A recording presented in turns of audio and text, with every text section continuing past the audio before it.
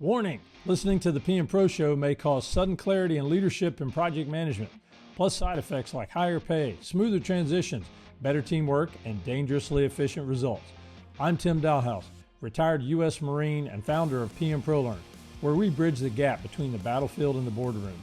Each episode delivers battle-tested strategies for success to help you lead, transition, and train like a pro.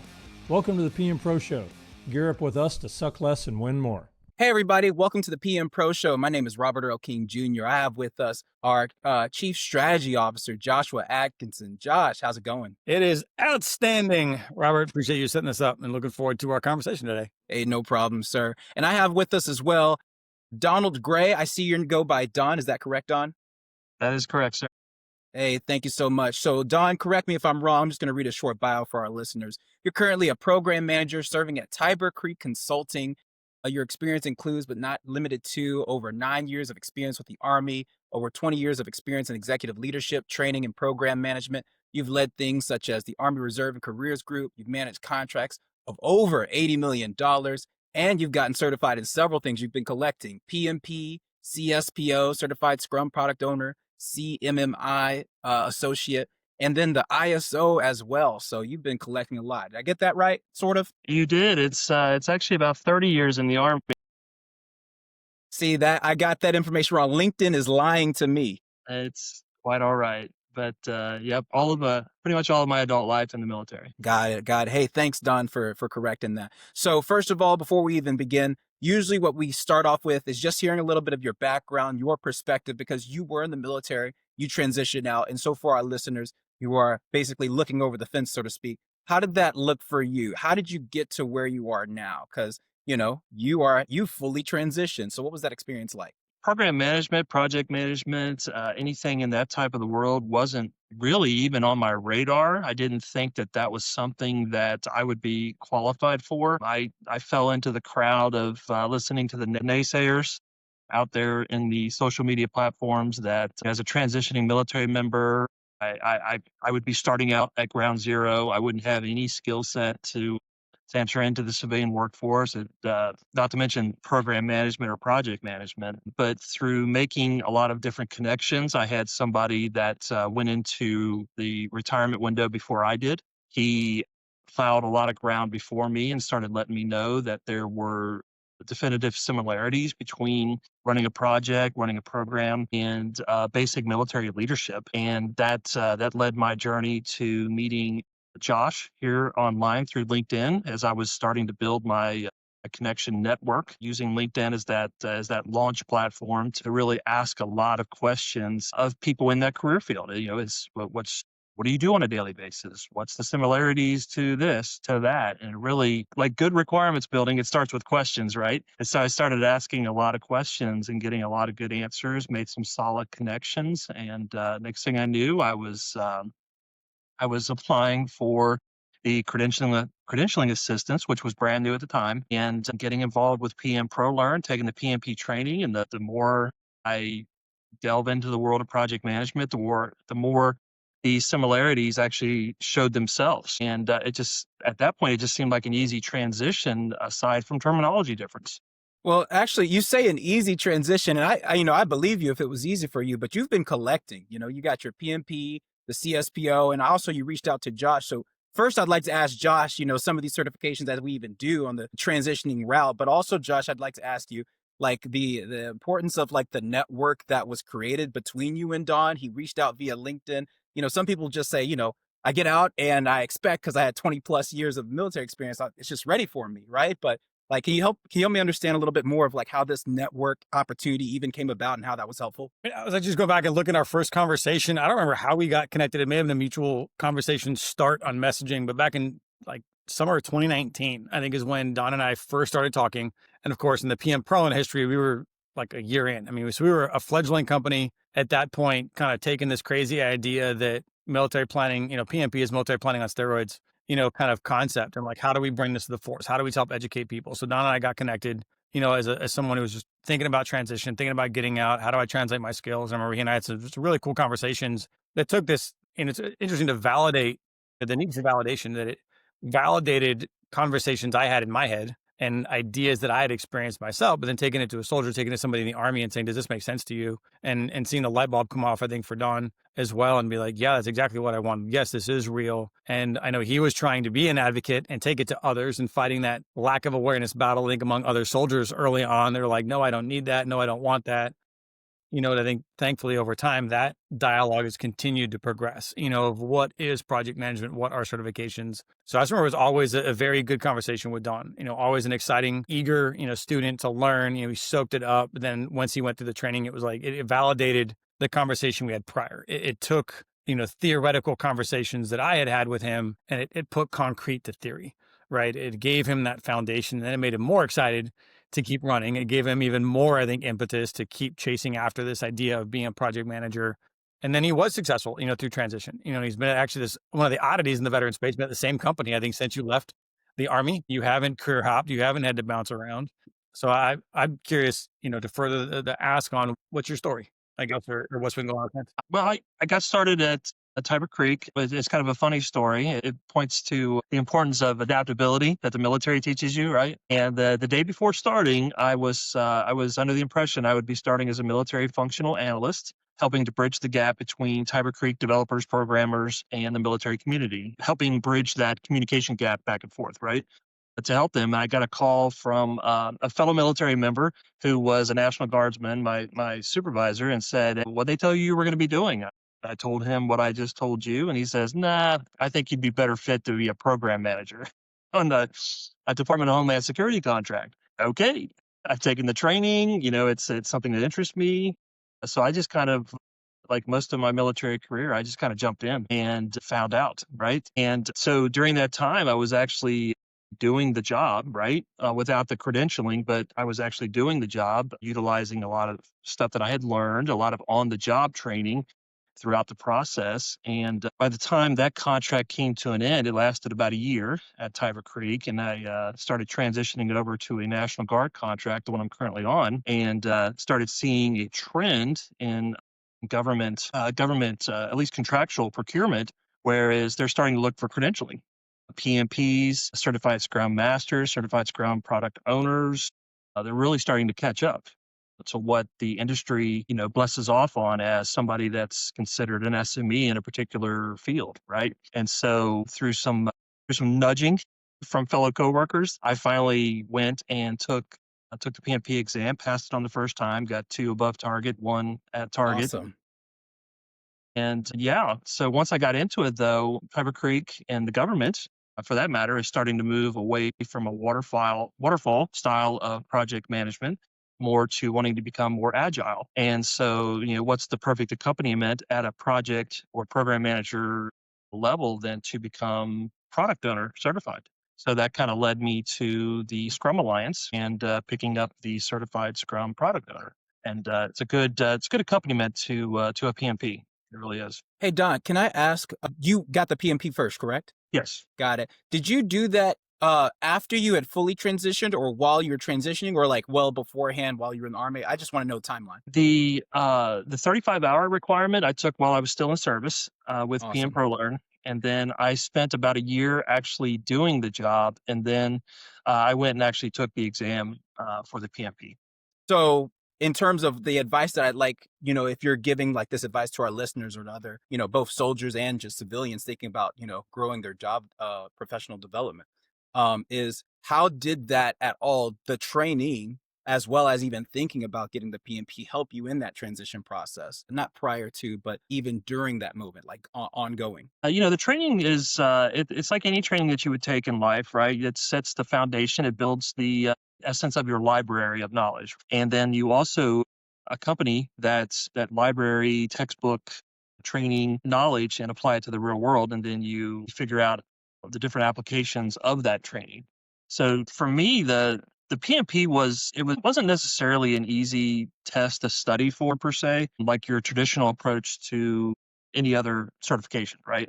The key difference in the PMP is it's situational based. So you have to not only just go in and memorize a bunch of phrases and words and approaches, you have to be able to take a scenario and then you get a choice of what particular approach would be the best approach to that particular scenario. So in that sense, for me, my own personal journey was it helped to actually experience those situations. What's the best way to eat an elephant, right? One bite at a time. So I would take about 5 to 10 questions per domain every single day until I got to the point where I was answering those comfortably, to where it was almost like second nature. So I would definitely attribute that approach to being successful the first time around, which is that's not an easy exam. That's not an easy exam by any means. How much more impactful do you think, now that you've been through even product owner and other courses, how much more impactful do you think your military career could have been with this training? And how different do you think your transition would have been had you been certified before the end? It's very, very translatable. Had I taken PM training when I had first started moving up into that battalion, brigade, division type level of assignments, would have been a game changer by far. So I know starting late, I jumped into it with both feet. I took to LinkedIn heavy, talking to people in different industries, trying to really connect with them. And I found LinkedIn to be very inviting, very full of people that kind of understood my plight and were very willing to jump in and give advice, to give help, direction, be very, very candid in the responses to the questions that I asked. But looking back, I probably would have done it about at least 24 to 36 months out from retirement. I've used or created like a hunting analogy, where you are the weapon, your resume is the bullet, and the job hunt is like the firefight. And it's like, when's the right time to build the weapon? And I think too many veterans go, I'll just wait till the firefight, versus, building it throughout your career, knowing how to wield the weapon, and then in the firefight, refining your aim. I'd be curious what your thought would be. Yeah. Knowing the impact of the particular industry that I chose and understanding now that most government contracts are looking for that very particular credentialing, would have I would have probably been a lot more confident because the industry that I was looking at, I would already be prepared. Taking the training, I understood the commonality between the I guess what I'll call a civilian credential, even though it's transferable, coupled with military experience would have put me in a very competitive level with others that didn't necessarily come from the military route. So I think it would have been a game changer, if So, anything at all, confidence Yeah. for that matter. Don, I heard you mention this before, is that, a lot of things with project and program management has, a lot of similarities to, the military decision-making process and just, Army procedures in general. Can you share a little bit of maybe the similarities that you've seen from your side of the house of, okay, these are the things that I've done while serving in the military. And also I've noticed that these project management related terms are pretty much equivalent. It's just a new language. Yeah, certainly. That's a good question. So comparatively, there's things that either at the non-commissioned officer level, which what I was, or at the officer level, before you undertake any mission that you're given, you're going to immediately analyze the mission. What has to be done? Analyze the project. What has to be done? What are the requirements in order to not only complete this mission, but be successful at it? Same thing, same questions you're going to ask yourself in the project management side. Okay, what is the task? What resources are needed to be successful in this? What do I currently have? What do I need additionally? So these questions are very common and transferable without even applying any industry lingo or military lingo. It's just, you can be very generic in describing both of them together, and it would plug into either side, right? So the ability to experience a lot of things that you experience as a soldier, as a Marine, as a sailor, as an airman, all of that conditions you to be able to think clearly, even though something is happening and you watch people panicking, oh my gosh, what are we going to do? Okay, let's take a breath, calm down. Let's take a systematic approach to analyze what's happening, devise a way to deal with it, and move out, draw fire, right? Yeah. So on the predictive and agile side then, because I heard you mention a lot of things like planning, having contingency plans, but then I also heard you mention like just being able to react to these, risks that turn into issues that are already issues, right? So like agile and predictive planning, this is almost a more of a messier question. Which one do you think the military prepared you more for? in terms of, you probably had to do both very much often, but in terms of that skill set development, that real world expertise, where are you thinking that you really developed your skill set in, even more so, even if both are both important? It's funny in the Army, there's a saying, and Josh is probably familiar with this: no plane survives enemy contact, right? Once the first bullet flies by, it's gone. So it's kind of funny to build some relevancy here. Every op order starts out as waterfall, right? It's very predictable, very negotiated steps that are there. And when then agile kicks in once the first round flies by, right? Because now you're dealing with on the fly and making decisions and churning out success as you go through it, as you're adapting to the ever-changing environment that's thrown at you. Even as I'm sitting here talking, I feel like the transferability of skill sets, right? I haven't really seen a big, aside from terminology, I haven't seen anything that I've encountered in this civilian sector, project program management, that I can't think of something I experienced in the military that already prepared me for it. I don't think there's anything I experienced in civilian project management that I had not already experienced or wasn't aware of. And that's why when I talk to veterans in transition, I said that, PMP is MDMP on steroids, because I think the one difference is that industry planning takes it to another level, because we are looking at consumption risk. You're looking at actually prioritizing requirements that have finalities to them, not, I'll just change it later. So I think there is a reality that no plan survives first contact, whether that's military or industry. But in industry, I can't just get more money because the plan didn't go well, right? And in the military, I can just make Schmuckatelli work the weekend, or I can just go ask for more stuff, or I can just deal. And that's where I think the industry planning tools that I learned, whether it was lean planning tools or Six Sigma or PMP, as a logistician, made me think bigger, right? It made me think about risk beyond physical risk. It made me look at, mission accomplishment risk and, communication risk and stakeholder, behaviors and other things, because when I'm on a contract that's a fixed fee contract, I can't just get more, right? So failure to perform, failure to plan equals consequence, where, failure to perform, failure to plan, as a logistician in garrison means I got to have a hair fire on a weekend and loss of quality of life, and someone's going to yell at me. But at the end of the day, someone's going to probably show up and it'll be okay. So I think just the bigger difference I saw was that the planning made me more effective in uniform. But then on the outside, our ability to adapt, the ability to not freak out, the ability to think a few steps ahead, and be like, all right, where's the visualization? How do I see what's going on? Just some basic tools that I was used to seeing in the military and things I wanted to have let me excel on the civilian side. That some of the civilian camp was like, where'd you think of that? And I was like, it was in the COC. Like I have an Excel tracker or like a event tracker that I'm expecting. But that's where I think just knowing this stuff and being able to see it and apply it, it will just drive veterans to be more successful now.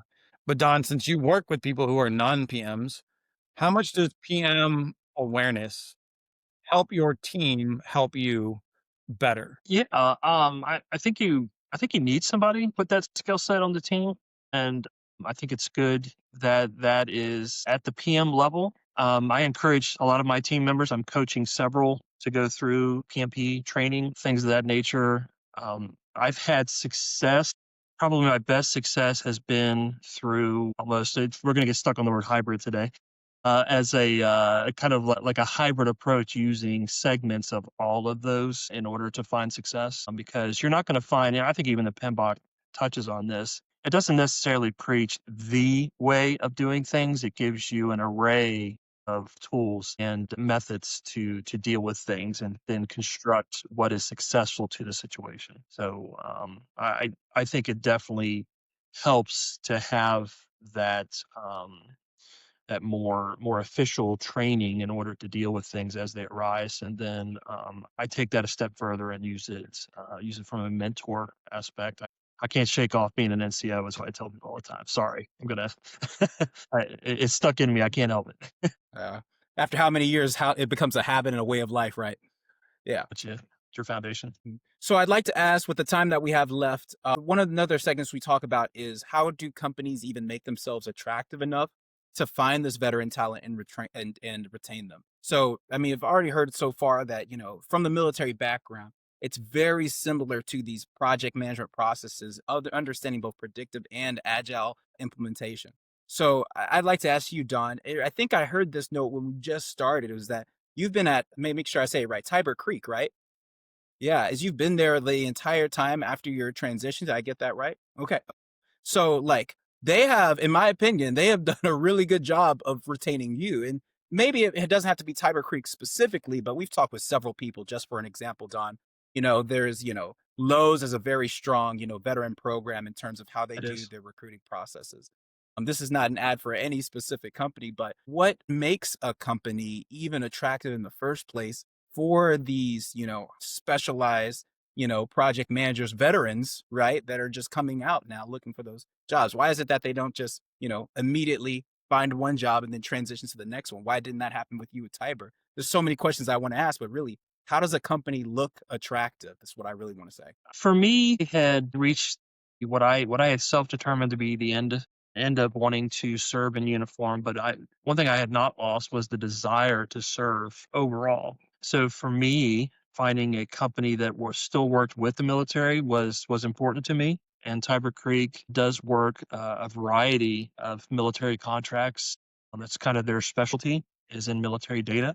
Something that toward the last half of my career, I'd become very very involved in the personnel aspect of the military, of anybody's military career. So for me, that was very attractive. Is the I still had a chance to interact with soldiers, okay, on a different level, solving problems for them and giving them tools to make their life easier.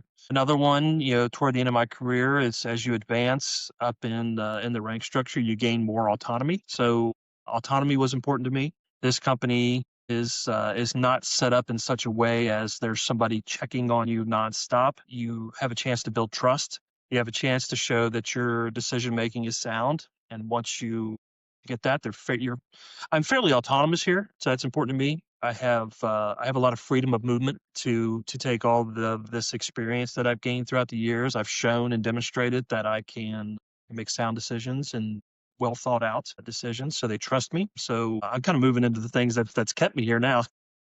That's okay. Yeah, No, that's what I'm looking for. yeah, that's important. There's a level of respect. I know that's hard.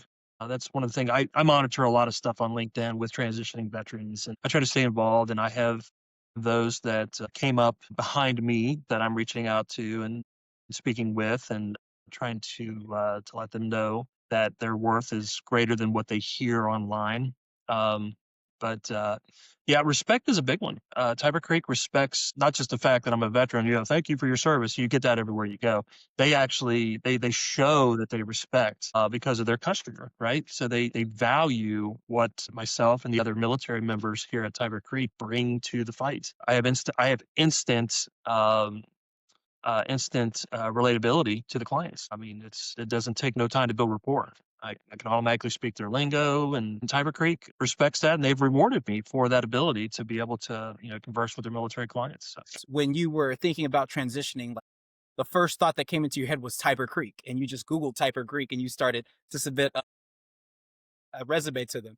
Can you help me understand, how did you even begin to search up those things? Maybe it was your network, or what did you do?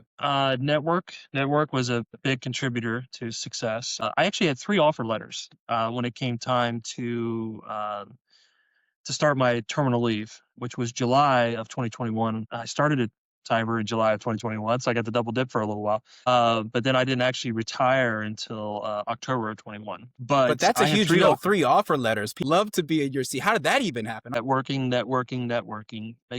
making ties with people, not being afraid to just reach out and start a cold call conversation with somebody. Fortunately, I had spent time in recruiting and retention, so cold calling was part of it. They're already built in there. Shoot. But nobody likes it. But just reach out to somebody out of the blue saying, "Hey, this is who I am." Being humble. I'm a 30-year Army veteran. I'm getting started out in the world. This is what my aspirations are. Can we have a conversation? And so it kind of worked out that way. Tiber Creek, one of the last additional duties was a contracting officer representative. So I was familiar with Tiber Creek through the contracting world, and I had been a customer of theirs for quite a while. So there was already kind of a kindred spirit there with them.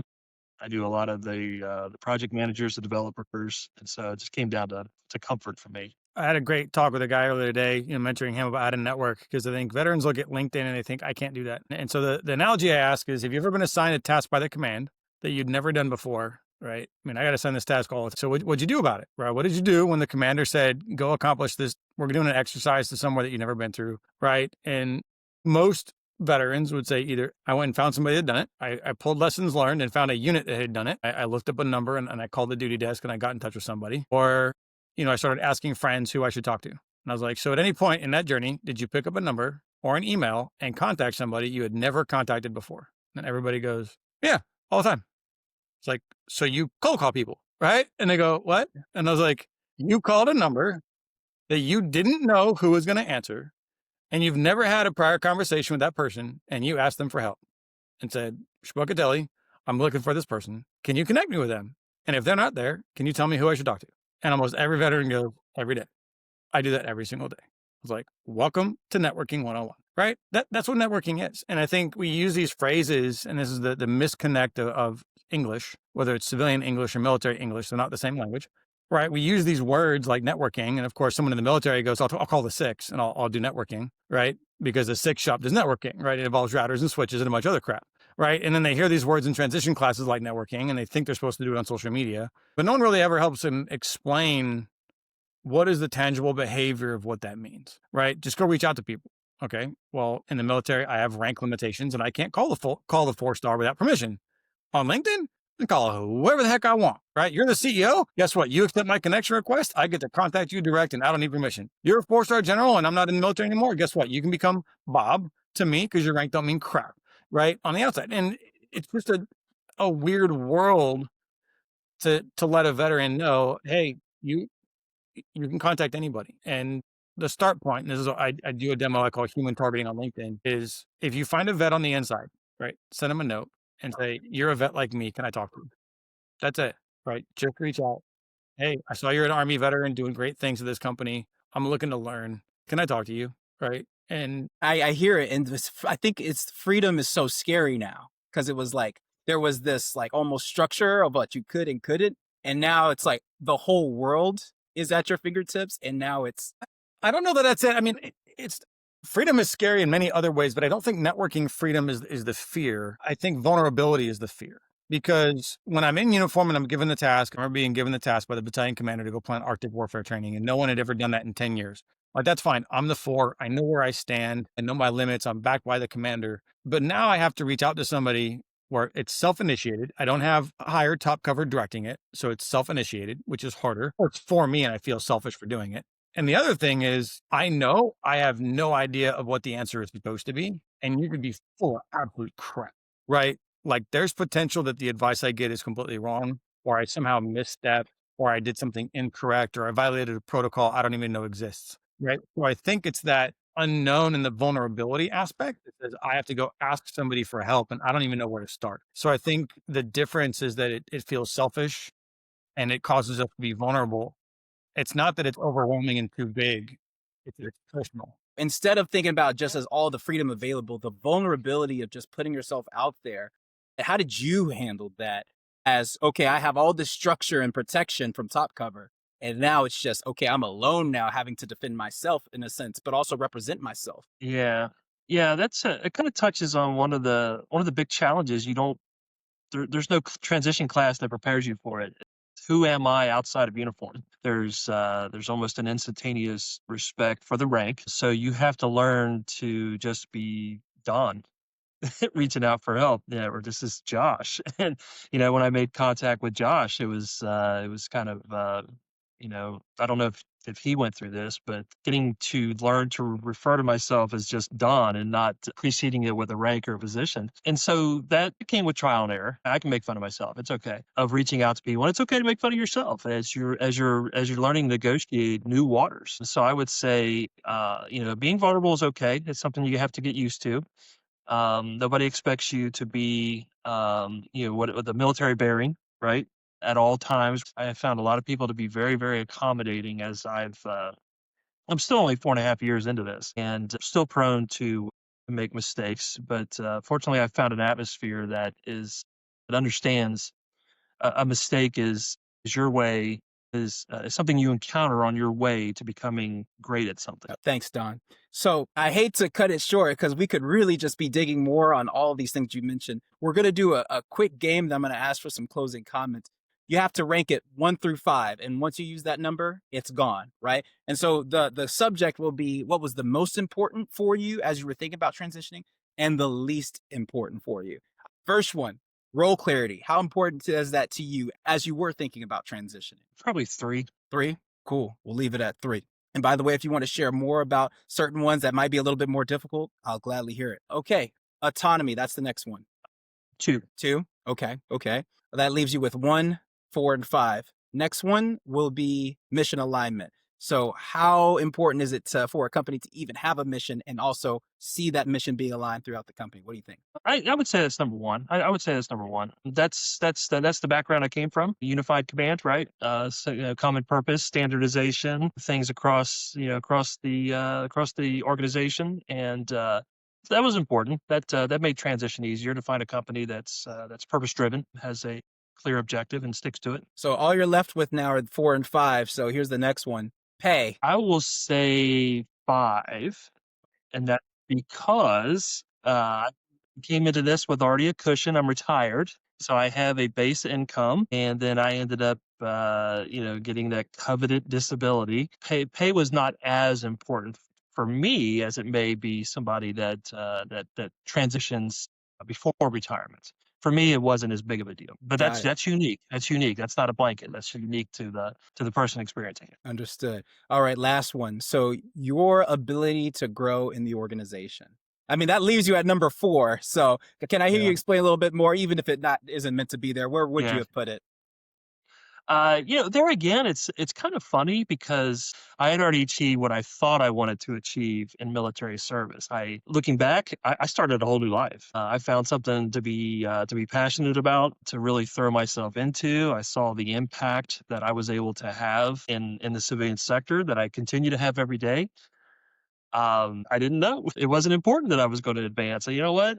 I had a phrase that I had practiced with a core group of friends of mine that, what are you going to do after the Army? I said, I don't know, but I've been practicing what I'm going to say. Walk into Walmart. Would you like a cart? Something very, very low responsibility, doesn't take a lot of brain power because I was spent, right? Mm-hmm. But yeah, I got revitalized.